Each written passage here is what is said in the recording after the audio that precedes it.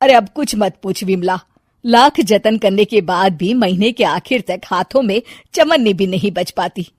कभी अपने लिए कोई छोटी सी भी चीज लेनी हो तो 10 बार सोचना पड़ता है। तू सही कहती है, आमदनी तो बढ़ती नहीं, लेकिन दूसरी तरफ महंगाई दिन ब दिन बढ़ती ही जा रही है। राशन वाले का बिल, दूध वाले का उधार। अरे तुम औरतें बस इसी तरह जिंदगी भर रोती रहोगी। खुद के पैरों पे खड़े होने की सोचो, तब तुम्हें पैसों के लिए किसी का मुंह नहीं देखना पड़ेगा। अरे तू इतनी बड़ी बड़ी बातें कर रही है, तू ही बता दे हम क्या करें। हम औरतें चाहे तो कोई छोटा मोटा व्यापार कर सकती हैं, जैसे कि साड़ी बेचने का। सुधा की बातें सुन सब औरतें हंस पड़ती हैं। ना भाई ना, मेरे पति को ये सब पसंद नहीं है, वो तो मुझे मार डालेंगे। दूसरी औरतें भी विमला की बात से सहमति जताती है और साड़ी का व्यापार करने से मना कर देती हैं। अगले दिन सुधा अपनी सास से ये बात कहती है। बस अब यही काम रह गया था, सारा दिन यही सब सोचती रहती हो।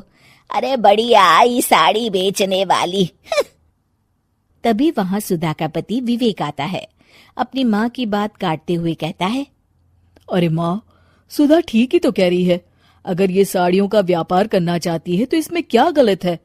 मुझे तो सुधा की बात पसंद आई। अरे मजाक है क्या व्यापार करना? अच्छे अच्छों की खटिया खड़ी हो जाती है। मैंने दुनिया देखी है। बेटा तुम लोग ज्यादा हवा में मत उड़ो, और फिर साड़ियाँ खरीदने के लिए पैसे कहाँ से लाएगा? तुम उसकी चिंता मत करो माँ, मैं देख लूंगा। अगले दिन विवेक अपने एक दोस्त से कुछ पैसे उधार लेकर साड़ी के कारखाने से बहुत सारी साड़ियाँ खरीद लाता है। ये लो सुधा, तुम्हारा ऑनलाइन अकाउंट बन गया है। अब लोग घर बैठे तुमसे साड़ियाँ खरीद सकते हैं। ये तो बहुत अच्छी बात है। हाँ, और इतना ही नहीं, मैंने इसमें सभी नई डिजाइन की साड़ियों की फोटो भी अपलोड कर दी है। अब बस तुम देखती जाओ। कुछ दिनों के बाद, नमस्ते, मुझे सुधा जी से मिलना है। ओहो, तू कौन है और मेरी बहू से तुझे क्या काम है? माँ जी, मैं सुधा जी से साड़ियाँ खरीदने आया हूँ।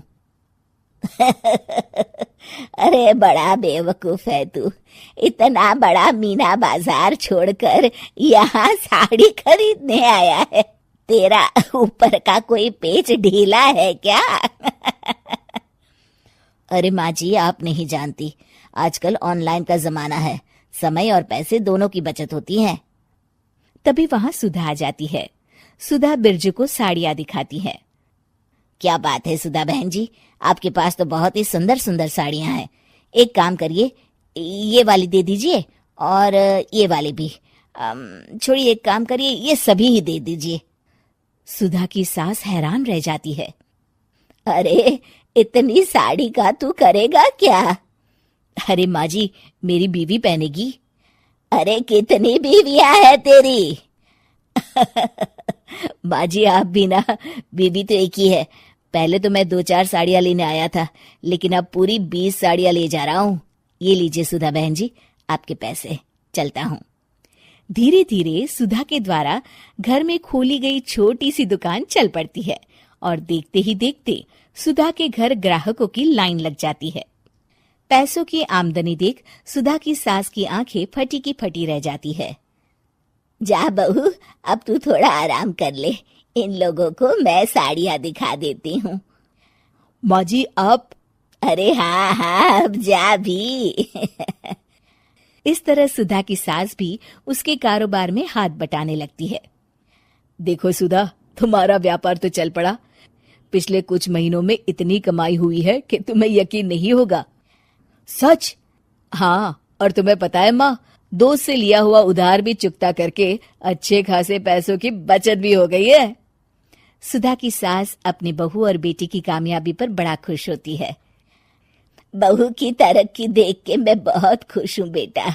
तूने साबित कर दिया कि अगर पति का सपोर्ट मिले तो पत्नी कुछ भी कर सकती है। जी माँ जी, आपने बिल्कुल सही कहा।